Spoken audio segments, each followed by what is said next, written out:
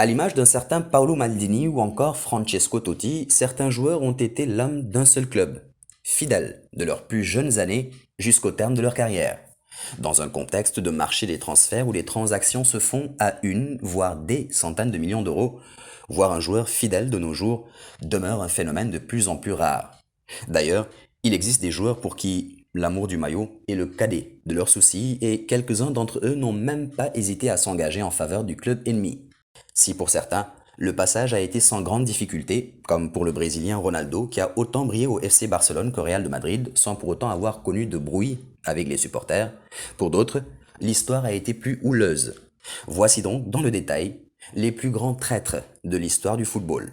Passer d'un club à celui rival est considéré comme de la traîtrise dans le football.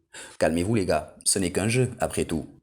Il y a cependant deux catégories de traîtres, ceux qui ont directement rallié le club ennemi et ceux qui ont fait un peu de passe-partout avant d'atterrir là où il ne fallait pas. Enfin, selon les fans.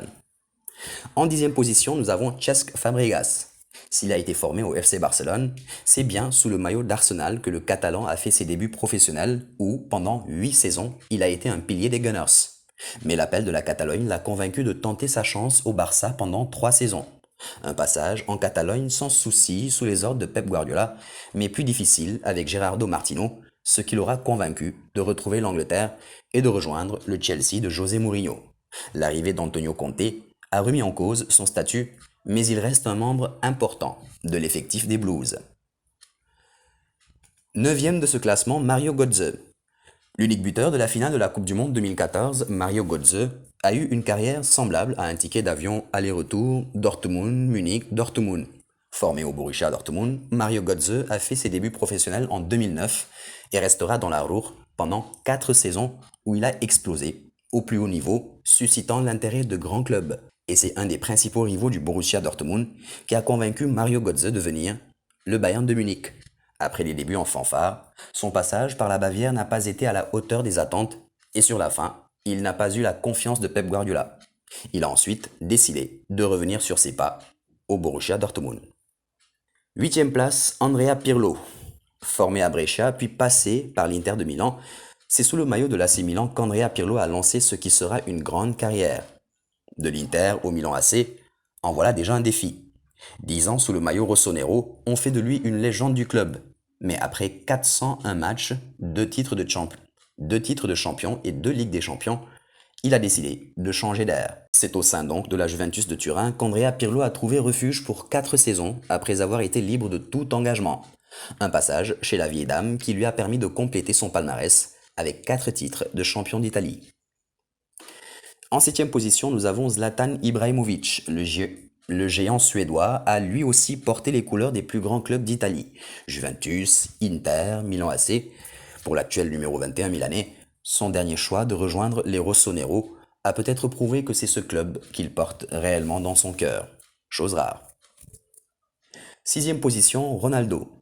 S'il est considéré comme l'un des meilleurs joueurs de tous les temps, le Brésilien Ronaldo a fait fort. Dans 2 championnats différents, il a arboré les tuniques de clubs rivaux, à l'Inter et au Milan AC en Italie, mais aussi au Barça et au Real en Espagne.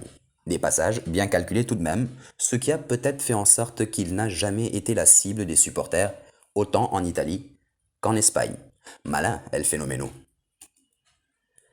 5e, Bafétimbi Gomis. Formé à l'AS Saint-Étienne, Bafétimbi Gomis a éclos sous le maillot vert après avoir été prêté à Troyes en 2005. Mais après 7 saisons dans le Forez, la Panthère rejoint le rival lyonnais pour 5 années. Il inscrit 95 buts en 243 matchs, ce qui restera le temps fort de sa carrière. Il rejoindra ensuite l'Olympique de Marseille. En 4e position, Gabriel Heinze. Le défenseur argentin Gabriel Heinze s'est tellement illustré avec le PSG que Manchester United l'engage, puis le Real de Madrid. En pleine crise du club parisien et pour prouver son attachement à l'équipe, le latéral gauche donne des conseils au club de la capitale française et d'aucuns rêvent déjà d'un retour de l'ancien numéro 2 pour dépanner la situation. Mais non, Heinze tente le challenge d'un retour en France certes, mais à l'Olympique de Marseille. La pilule est dure à avaler, surtout que le PSG jouera le bas de tableau cette saison et l'OM remportera son 9e titre de champion de France. Heinze ouvre même le score dans le match du titre. Sacré Gabi. En 3e place, nous avons Fabrice Fiorez. Formé à Lyon puis passé par Guingamp, Fabrice Fiorez arrive au PSG en 2002. Il a rapidement convaincu tout le monde dans la capitale, surtout pour ses qualités de passeur. L'arrivée de Vahid Halilovic va changer la donne car, en conflit avec son entraîneur, il décide, en toute fin de mercato à l'été 2004, de quitter le PSG pour rejoindre l'OM. S'il a voulu bien faire sous le maillot phocéen, son passé parisien ne passe pas dans l'entourage de l'OM, et un an après son arrivée, il est prêté au club qatari d'Al Rayyan, puis à Lorient, avant de revenir à Marseille, de passer une demi-saison sans jouer et résilier son contrat, un an avant terme. En numéro 2, nous avons Emmanuel Adebayor. Après s'être révélé à Metz puis à Monaco, Emmanuel Adebayor a été attiré par la Première Ligue et Arsenal en 2006. Il a passé 3 saisons sous le maillot des Gunners avec 62 buts en 142 matchs. Il rejoindra ensuite Manchester City avec moins de succès. On retiendra surtout sa longue course en direction du public d'Arsenal dans le but de chahuter les fans après un but marqué avec les Citizens, un soir d'Arsenal-Manchester City justement.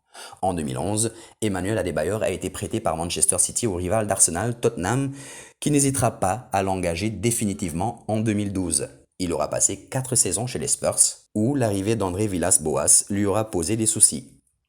Enfin, en numéro 1, nous avons Luis Figo. Formé au Sporting Portugal, où il a fait ses débuts professionnels, Luis Figo a quitté sa terre natale pour rejoindre le FC Barcelone à l'été 1995.